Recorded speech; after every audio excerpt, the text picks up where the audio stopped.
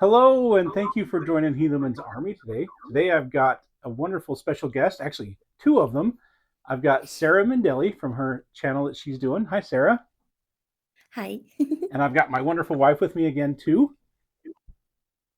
And we just wanted to collaborate together and learn a little bit about Sarah and talk about her channel and her testimony and all the awesome things she's doing. So, Alrighty. So I'm Sarah. I I grew up in Brazil, and I was a member of the church ever since I was born. My family is sort of like a pioneer in that area, because there were many members in Brazil at that time, mhm, and so my grandparents were held so many callings throughout my childhood, because the church was growing, so he was like a branch president, and then stake right, president, and all those callings, as until it got to the city where we actually lived, because all the wards would be like so many multiple cities until it grew more and more. So I've always I've always been taught the Book of Mormon and the Bible and the scriptures, and all of those things have always been, um it was they were true as much as the sky is blue, like that they right, were just normal for me. And some of the and it's funny sometimes when I'm making a video that I'm gonna say something, for example, like I'll refer to the Godhead. And to me, it's always been clear that there's God, and then there's Jesus and the Holy Ghost, and they're right. three different beings and all that. And I've always assumed everybody thought that too. And so there are many things like that that I don't even know that other people don't believe and they haven't never heard. And sometimes I'll have some problem with that, because I just I don't know what other people believe and what they don't. Sure. Um yeah, so that's always been part of my life. But when I was 15, my mom and I decided to move to Utah. My mom was going to university. My mom is a pharmacist, and she was doing some Oh, work in the lab at the University of Utah, and also learning English. Um, but my mom had divorced my dad when I was one, so it had been just us forever. And we came, and it was really tough at that time, because she had to pay tuition, and we you know and eventually we ran out of money, and we had to go back to Brazil um, for about a year. And I was 15, and I had a lot of trouble making friends because I right, didn't speak English, and I wanted to go back to being a teenager with all my friends. right. And so I left before my mom. I went back by myself, and I lived with my grandma for a little while, and then my mom went to Brazil as well. Um, but we didn't for some reason we didn't fit anymore. Like everything that I imagined it was going to be the same, and it wasn't. Like I didn't connect with all my friends anymore, and um it just felt weird. So we decided that we wanted to come back again. And but at that point my mom had married a longtime boyfriend, and so we came by ourselves, and then he was going to come afterwards, and my mom was pregnant at that time, but it turned out that he never came. And it was just us, and she was about to have my little brother. And that was a really really tough time for us, because um I had to work a lot. I was going to high school, but I had to work to pay our bills and stuff. Right. And the looking back, it looks like a lot of pressure for a 16, 17-year-old.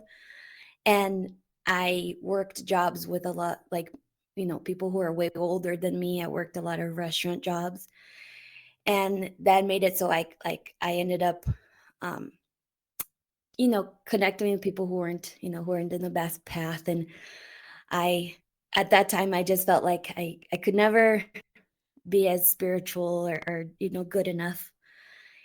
And So, I mean, well, yeah. um So, like, I mean, age 16 and 17, I can't imagine having to try to support my family at that age.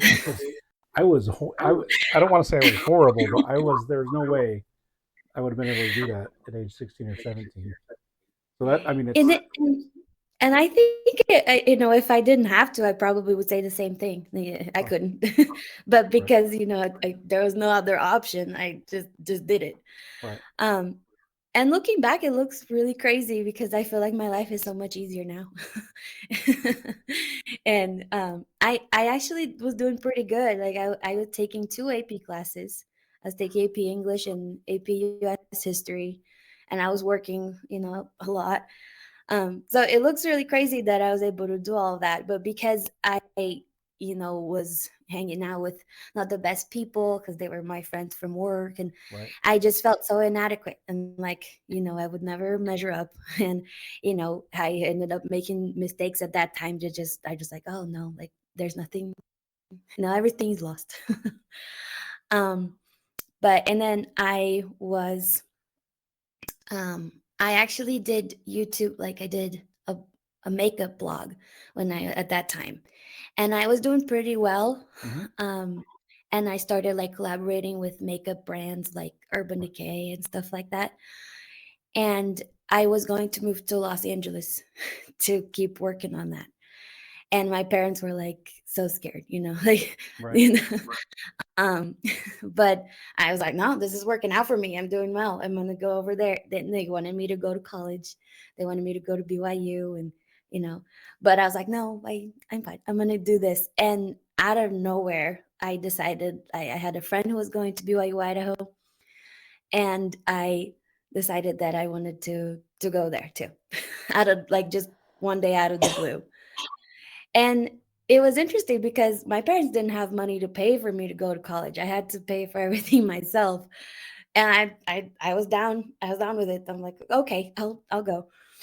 And I was still in that mindset that I wasn't good enough. Like I Right. didn't know if I wanted to get married Yeah, or have say children. like Satan's really good at putting that thought into our heads, like that it's that despair that it'll Constant. never you're never gonna add up or you're never gonna match. You're never Hmm. gonna be able to do it. It's I think it's like his like main thing he uses is just to try to tear Oh us down. yeah. Yeah. And like it doesn't matter. Even if you could do a little thing that would make things better, you shouldn't even bother because you're so Right. bad. Right. um and so I decided to go, and I grew up. I didn't have many um like good marriages to look at growing up, even though like my grandparents were members, and they, I didn't have many other examples. And actually, I don't know how much you know about Brazil, but it's a very sexist culture. And I don't say that lightly because everybody's so um crazy about that these days. Right. But it is very sexist. And um I didn't like the marriages of my family, and I just always felt like I didn't want to get married because I don't want to be somebody's slave. Oh, interesting. And yeah. So, but at BYU Idaho, I took the religion classes, and I started to see that no, actually, this can be really good. And my mom also, she she got remarried to an American man here, and this is who I'm referring to when I say my parents. This my mom and my stepdad. And it's really funny that you actually look a lot like him, like your Really, features and like how you dress. really So interesting. when I saw you on the video, I was like, oh yeah, this is a good guy. I can trust this guy. That's interesting. Yeah. I'll send you a picture of him so you can see. Like it's very similar. Okay. Yeah. So after I saw that her marriage worked out and I didn't need to marry somebody who was going to be angry and blame everything on me, I started to open my mind to that reality. And then I had a lot of trouble with roommates at that point. I lived in an apartment with 8 girls. Oh, Oh, wow. Yeah. yeah.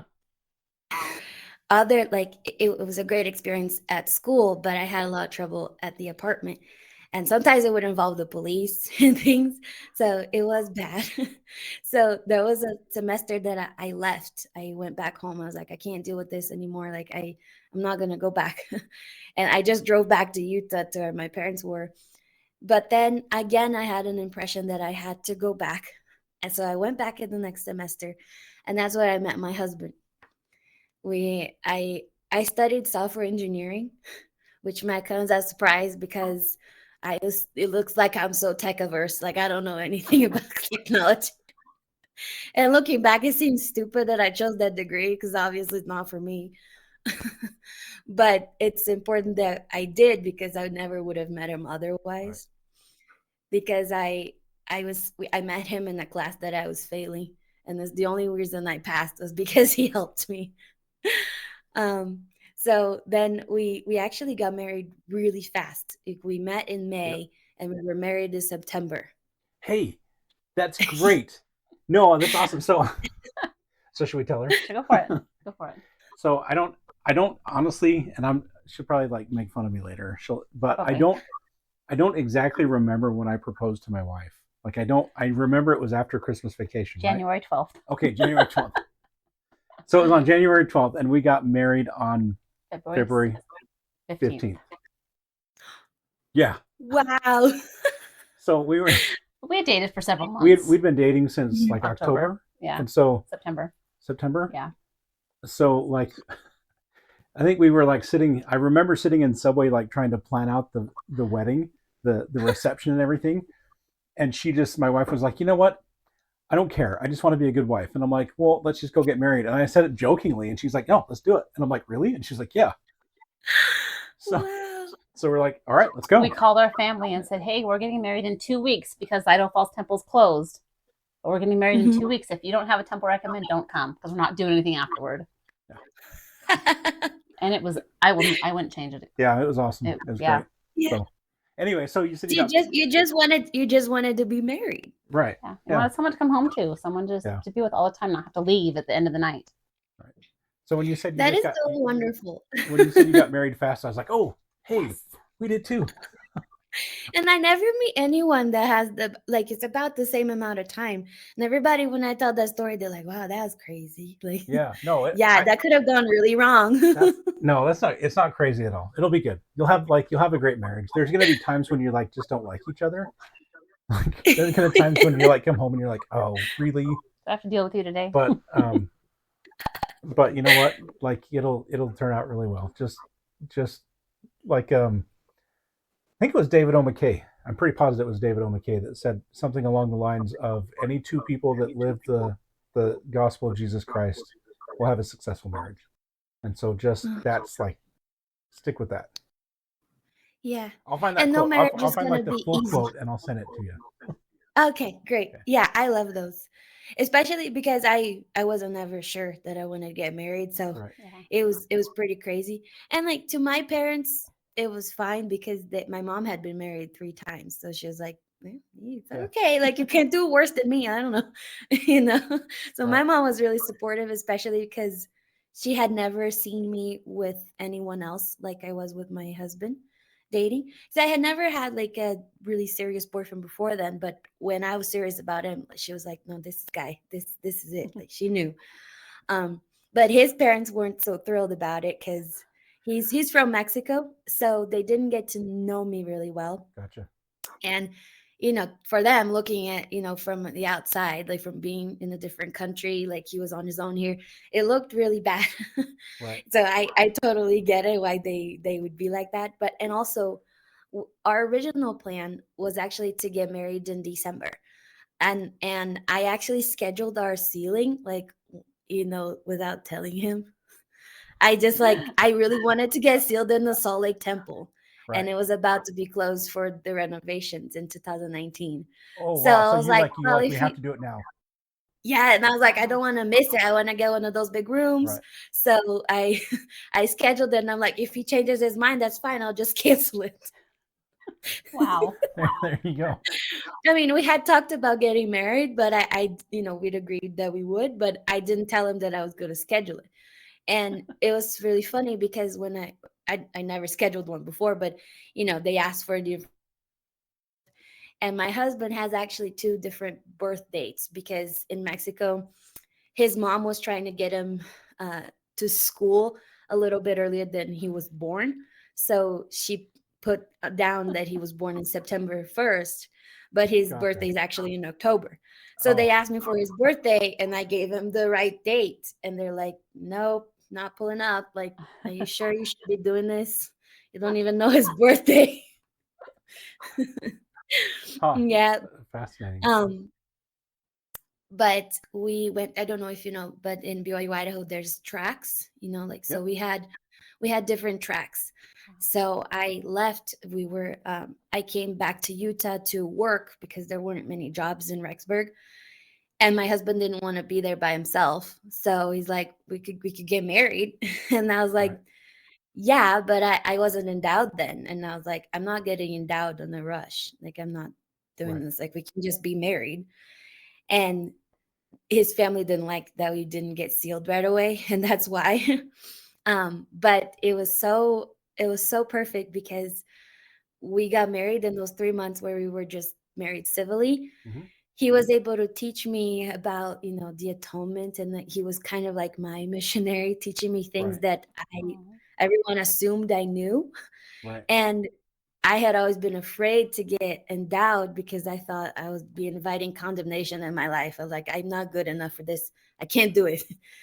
And he never once, judged me or anything. He's just always taught me. Right. And by the time that we were getting close to our sealing date, I was able to get endowed, with confidence, and it was just perfect that he was able to be there. And that's why too we didn't really mind like getting married fast because we just wanted to be married. We Right. didn't care about a party or Yeah. anything. All I wanted was a pretty dress, and I did like my wedding dress. important things. Yeah. So Important how's things. it been so far being married? Oh, it's been wonderful. It's awesome. Yeah, Yeah.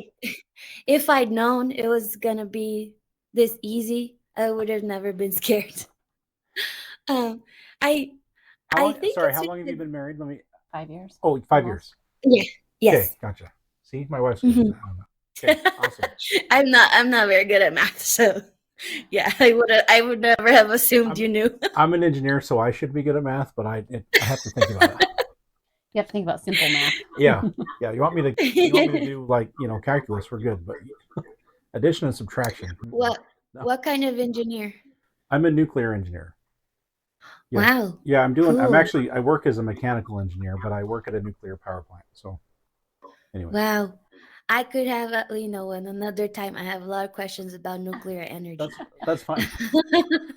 Yeah. Maybe we'll do a video Um, of how nuclear power works, and you can just Yeah, I'm actually so passionate about this because with this whole like, net zero agenda, right. I'm so passionate about it because I grew up in the third world. I know how Right. much energy is important for poor people and how that Yeah. just that just hurts poor people, and Yep. nuclear Pretty energy awesome. could fix that. Oh, absolutely. So, Absolutely can. That's yeah. pretty awesome. I want to jump back really fast. Something you've said Yeah. a couple of Oh, times sure. so far is that Mhm. you don't feel like you can measure up, or that you're Yeah. worried about what other people think of you a lot. Yeah. And that's something that's really I'm kind of sorry, I shouldn't touch the microphone. Something I'm really passionate about.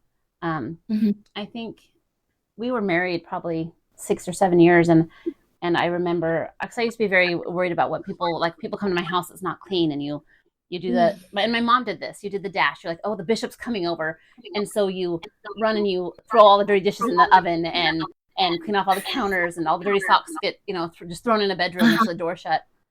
And so when we'd been married for like 6 or 7 years, and something I think someone called and said they'll be there in 10 minutes, and I'm like, oh, I started freaking out, and he's like, why do you care what they think of you? What they think of you has no bearing on your salvation. What Uh-huh. what they their what is the word I'm looking for? Their opinion doesn't matter. Their opinion doesn't matter. And Right. so he's like, you stress yourself out so much over something so silly. And I was mad at him at first because I'm like, well, this is how I feel. Don't justify that. But the longer I thought about it, the more I'm like, I'm going to make it my mission to try not to care what other people think of me. And it is incredibly hard to do. And I struggle with it Yes. all the time. And I ask him to remind me a lot if I get that way. And so I try not to. My friend was coming over. My mom was visiting last week, And I had a friend coming over to meet her, and she's like, "Do we need to clean up before they come?" And I said, "Nope, we don't." Because if they are going to judge me for how dirty my house is, I don't want them to be my friend. Yes. And so I that goes a actually lot. Go ahead. Oh, her video froze. Oh, you're back now. Sorry, your video froze for a second. What did you say? Oh, I just said go ahead. Oh, Oh, okay. And honestly, none of the stuff that we stress over of us being good enough has no bearing on our salvation, because that's what, I mean, that's what Jesus is for. That's, so you're worried about, and you're not the only one. All women and a lot of men, I think, we all deal with Yes. this.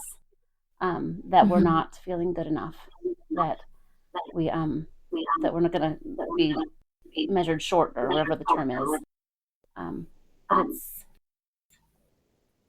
not bearing on our salvation.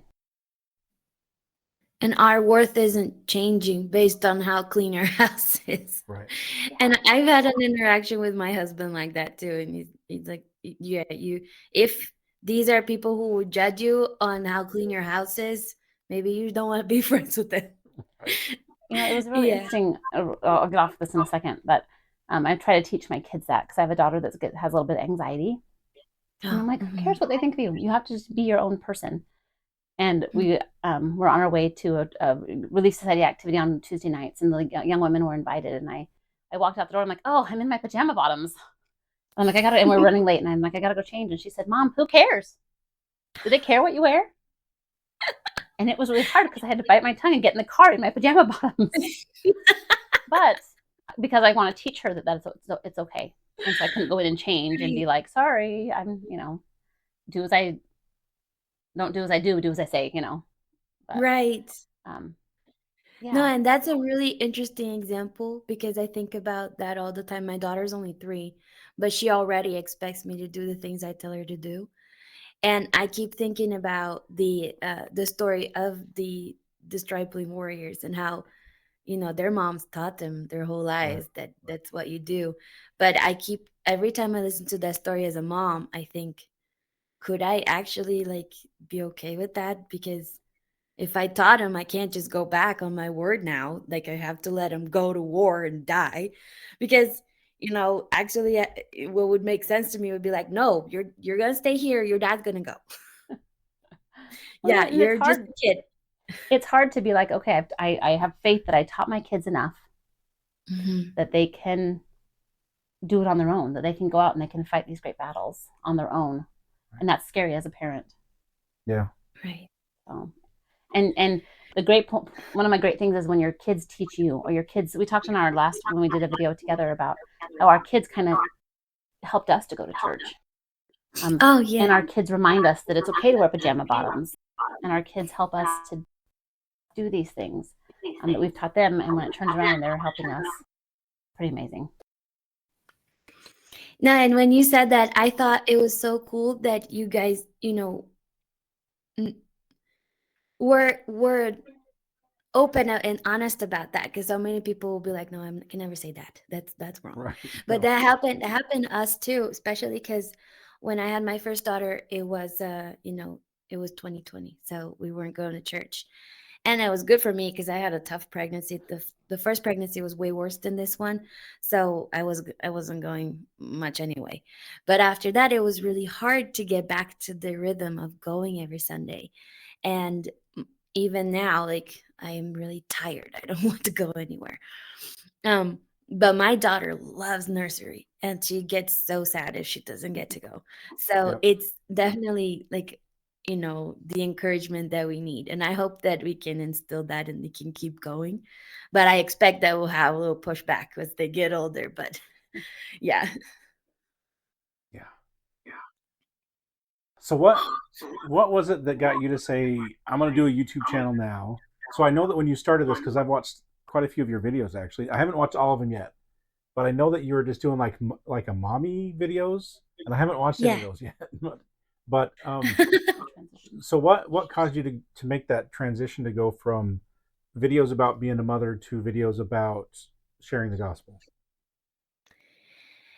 So I had never watched any real religious content online because I was Mhm. too afraid that I would end up hitting, anti-Mormon stuff. Sure. And I was like, do I, my faith isn't strong enough to withhold, like to withstand this. I can't do it, can't risk it. And my mom has always been really faithful. Like yeah. And my mom has always known like the scriptures really well, and I never felt that I did. Until recently when I realized I actually do fine. But I always felt like I wasn't, especially because my family were always so strong and Right. everybody looked up to me. Nobody expected that I didn't know this, didn't know that. Mhm. Um, so I was too scared to watch uh, religious content. But then my mom started showing me some channels that she liked, Right. and some of them were simple, but they were the ones that spoke to me most. Yep. And I felt that, like, oh, I really relate to this. Like, Yep. and not that disregard the scholar content and all of that, but I feel Right. like I don't There, connect with that as much yet. Maybe I will. there's something really powerful about the everyday member who goes to church, just does their job and does what they're asked to do and fulfills their calling. They don't get a lot of praise or a lot of accolades or whatever. They just go and do. And the they're those who are no less serviceable, right? And Yeah. there's something really powerful about their testimony and really amazing about just the everyday member. Mhm. And so I know exactly what you're talking about when I run across those YouTube channels that are not followed by very many people. um, Mhm. I follow them and I listen to them because they're just it's so much different than the really popular, very the popular channels that have all the graphics and all the sounds and all, whatever. Mhm. I'm just a normal person with a camera that, that just loves the gospel, right? And that Yes, there's absolutely. and so there's something really powerful about that. So when I ran across your channel, I was like, oh, another one, yay! So, but it's because even though testimonies are very simple, it's powerful. Yes. And I don't know if you're familiar with Hugh B. Brown. He was a member of the Quorum of the 12 back in the 50s and 60s. Um, I do, but he gave a talk at BYU called "God is the Gardener," and he talks about this mhm. currant bush that he cuts down. And he's like, "I'm the gardener here," and then God comes along and cuts him down, and he later recalls this statement: "God, I'm the God speaking to him, saying, I'm the gardener here." Um, and it happened to me one time as well. It was actually right after my wife was she had leukemia in Mhm. she was diagnosed in 2012, and then the summer of 2013 we went on this little trip because like yay she beat leukemia, so we went out together and went on this trip, and we were at her parents at her mom's ward, and one of the sister missionaries got up and bore her testimony, and it was a very simple testimony, but it was a very good testimony, and I just thought, oh boy, you've got so much to learn, and then I had that same thought, I'm the gardener here, and I'm like, oh crap. Like, and so ever since then I've really begun to just uh, to pay attention to everybody that bears their testimony, because um, everybody has something that I need to learn. And Mhm. so that I just pay attention because it's important to listen to people. Anyway. No, absolutely. Growing up in Brazil, I never had many friends who were members, Right. but a lot of people are very Catholic or evangelical, and those people are very passionate. Some people are very passionate about Right. their faith, and even when they're kids. So I in Brazil there were so many more converts Right. than I see here. So all of their testimonies are so like, they're brand new and they're Right. so strong. And I love that. I've always loved that. Yeah. And to see, the relief that they feel when they find the gospel. Right. So It's really fascinating. I mean, one more story and then I'll let you go no, on. no, But no, go ahead. No so worries. I grew up in Idaho. Actually, not I grew up in Idaho Falls, not far from BYU, Idaho. Oh yeah, yeah, yeah. My wife went to BYU, Idaho when it was Rick's College, um, Mhm. Old. and I think you were there during the It transition. was. Yeah. So Oh, with um, Elder Bednar. Yeah. yeah. Cool. Um, and then we got married, and then we moved away from Idaho. And recently, in the last 3 years, just came to Texas. Mm. And I was in the elders quorum one day, and the elders quorum president said, "Hey, how many of you grew up in the church?" And I'm like, "Yeah, I did." My hand went up, his hand went up, and like one other guy's hand went up, and that was it. And all the other men in there had joined the church later in life. They were all converts, and I was like, "Holy cow! I have never like." It kind of blew my mind because I was like, I've never actually been in a ward that was the majority converts. It was always Mhm. people who grew up in the church, and so it was just kind of a like, oh wow, it's just this mind And blowing. some of them have amazing testimonies Oh for yeah, being Yes. converts. I mean, just because you're a convert to the church doesn't mean you have a smaller testimony or a weaker testimony. right. Um, I was born and raised in the church. I was in Oregon. There's not as many members, but I have a very strong testimony. My testimony is very simple when I get up to bear my testimony on Sundays because I don't have the words to express at all how I feel, and I get combobulated in my head, and so I don't feel like I can say them. And so I tried a lot of times. I do my testimony is like a child's testimony at church on Sunday. I like to bear my testimony. I know the church is true. I know that Joseph Smith is the restoration of just and then just state a couple of things that are really close to me, and I say amen because that's me, and that's okay because I like who I am, and so does No, my heavenly Father. and that's plenty, and that's powerful. I think she's okay too. And it's hard because my husband's really good with words. He's really good with his words, and so I'm like, I can't express myself. So I'm like, you know what, I'm gonna, but I have to get up there because we're talking about being examples for our kids. I need my Yeah. kids to feel like that it's important and it's okay to get up and bear your Yeah, testimony. whatever. So we have our daughter. It's like, no, hold on, no, no, no, She's no, almost 14. no. So I've decided that it's just like shenanigans. The whole thing is shenanigans. So every time she goes up to bear her testimony, she looks at one of us and she's like, "You gonna go with me? Are you gonna go if I go? You have to go if I go. If I go up and bear my testimony, you have to go up and bear your testimony." So half the time that I go up to bear my testimony, it's because my daughter was like, "Hey, Dad, are you Keep going to go up talking. there? If you go up there, I'll go up there." And so, anyway, that's Yeah. goes back No, to that that. worked out. Yeah. No, but I totally get you, Cher, because my husband is also the one that's got the words, and like he's the one. I always say that like people get to know me through him. Like he's the word pianist now. So everywhere I go, like when people talk to me, they're like, "Oh, so you're the wife of the pianist, right?" And I'm like, "Yes." Yeah, And everybody likes him better because he's really friendly. Like not that I'm not. It's just he's just better. Like Yeah. at connecting with people. And I actually, when you were saying about the words, the first video I made that was religious was related to this Q&A that Elder Bednar did, right. where in the very very last little bit where when he's bearing his testimony, he says, uh, "The longer I serve, the less satisfied I am with words, but Right. I pray that the Holy Ghost will bridge the gap." And I thought that was like the biggest thing for me through that whole Q&A, because that's how I feel too, that sometimes the spirit can communicate to us things that we can't ever put into words for other people to understand. But it doesn't mean that it's not there, and it doesn't, it's not as strong or marvelous and powerful. Amen. Yeah. Absolutely. Yep. Yeah, and it doesn't matter as long as that anyone who has a testimony and they speak, the Spirit will come, and it doesn't matter if it's a simple testimony or some sort of a complex testimony. Matter of fact, the more simple they are, the more childlike faith they are, the stronger the Spirit is when it shows up.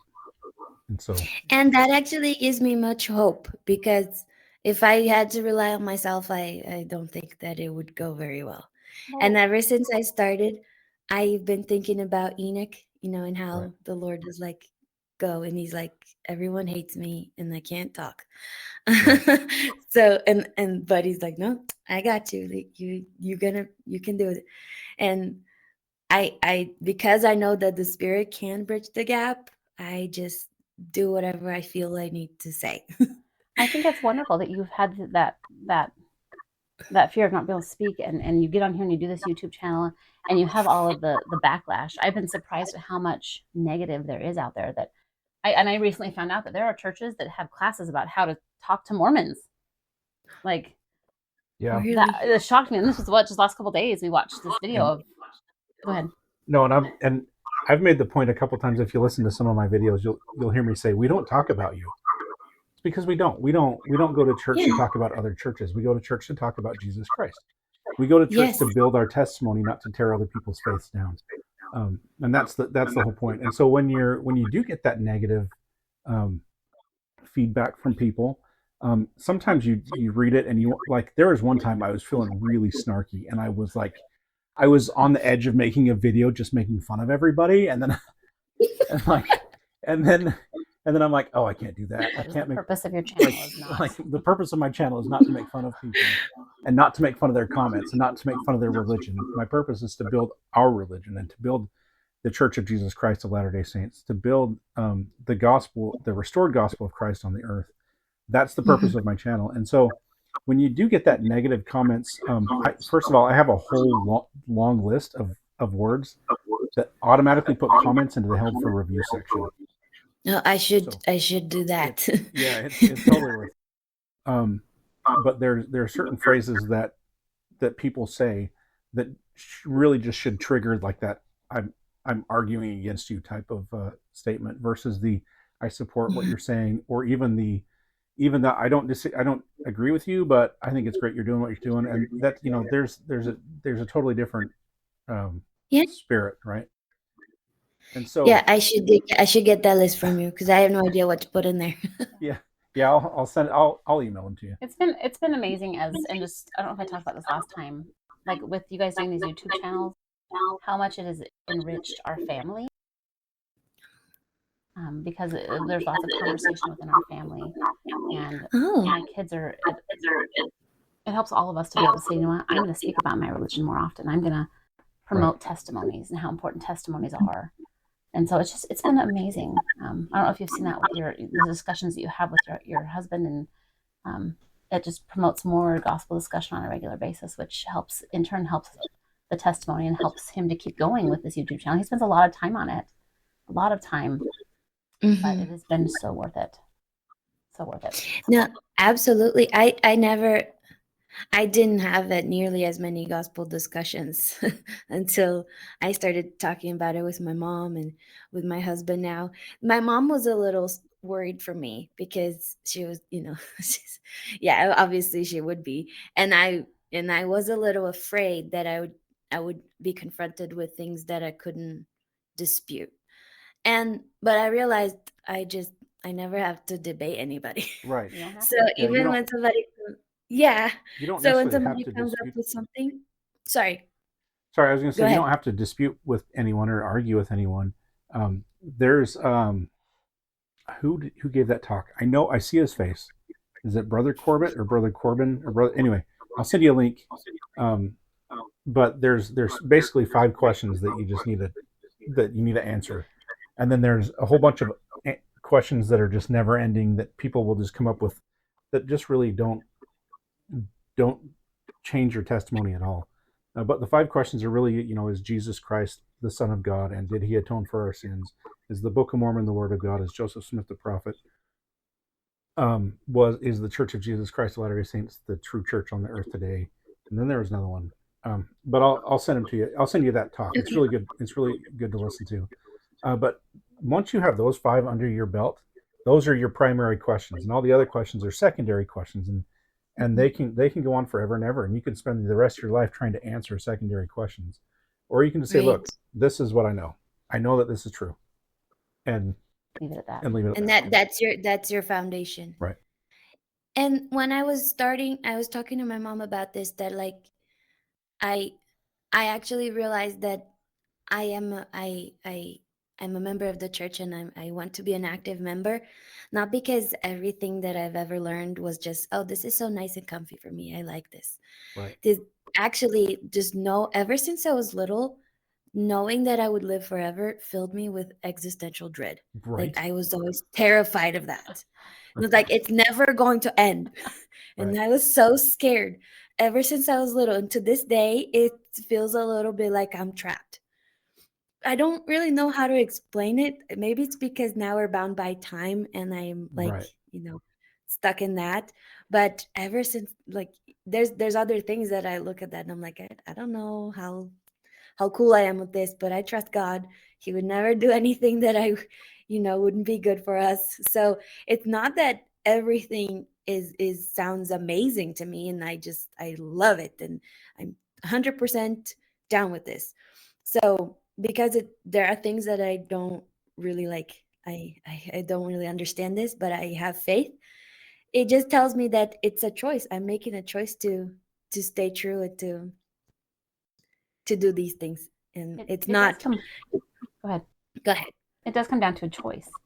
If you, when you die and you go to heaven, you still have a choice. Like if you find that you don't like what's gonna happen, or you don't like this world, there's choices. You still have a choice. God's not gonna make us do anything. Hmm. And I also realized, because as a little kid, this is gonna sound very morbid and crazy, but when I was a little kid, right before my baptism, I learned that I don't know if you've heard this, but probably you have, that Joseph Smith. Yeah, you've definitely heard this. That Joseph Smith saw the celestial kingdom, and he's like, even that one, you would Right. want to die right now and get Right. over there. And it wasn't that like my life was sad or anything, but I was just like, I'd be cool to go back Yeah. to be with God right now. Yeah. So after my baptism, I was like, be really cool if I just died after my baptism, and I could just like, immediate Right. be over there. And it seems so silly that like I didn't understand that, that would be bad at that time. Well, it's But I totally get it, because I mean, sometimes you're like, oh, this is hard. I just want to be done. Like, just pull me out. Like, pull me out, coach. I'm done. But um, but then you stop and you realize, well, wait a second. So we teach a celestial gospel. Like, if I want to achieve a terrestrial gospel, or even a telestial gospel, I could just like go do with other things in my life. Like, I don't have to worry about the church. But then I have to know that I'm consigning myself to that future, right? Um, yeah. but we teach a celestial gospel, and so we're we know that not everyone's going to get into the celestial kingdom, not because we don't want them to be there. We want everyone to be in the celestial kingdom, but Hmm. simply because they're going to make choices, or they're going to choose to not be. Um, but we know that if we're able um, to to go through the challenges of this life, and to meet the challenges that are given to us, and if we overcome, like it says in Revelations chapter 3 verse 21, I say this a lot, that it says that it's Jesus Christ. He's kind of speaking to John the beloved, Hmm. and he says, those who overcome will sit on the throne of God with me as I sit on the throne.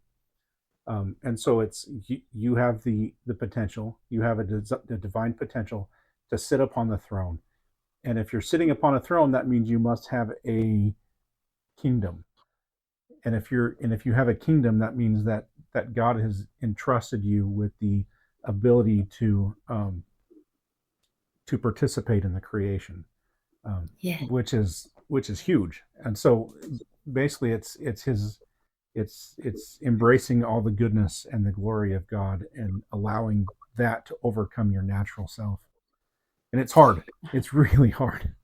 Well, I think that's the whole point of, not the whole point of doing these YouTube channels, this is the whole point of sharing the gospel. This is amazing, but we know all these people they're gonna go to the celestial kingdom, right? And Hmm. but the potential that they have teach them that they can have this great glorious Opportunity. Yeah. opportunity. And so Yeah. that's, I mean, that's these YouTube channels, all these people that are doing these YouTube channels, you guys, getting out there and sharing that this is a possibility to people. And you do get a lot of negative feedback, but you reach a lot of people. Right. And even if you And just and reach I one person, how amazing is that? and because I didn't go on a mission, I feel like this is kind of my mission Oh too. yeah. Yeah. Yeah, so like even if if I have to take the flack from all these people who had nothing to do with this, but if that one person has heard it, even if I never find out about them. Like that's worth it. Absolutely. Absolutely. Yep. Yep. And it took me a long time to understand that the plan of salvation, it's not that we're gonna get there and the Lord's gonna say, no, you didn't actually you were almost there, but you didn't quite make it. Like Right. There's it's not that. It's all about our choice and how we live. In President Nelson has been really clear about this recently right. that we're choosing right now the kind of Yep. life we're gonna live. Yep. And we're not, obviously we're not perfect, but it we're already living a kind of celestial life and Right. sort of that progression.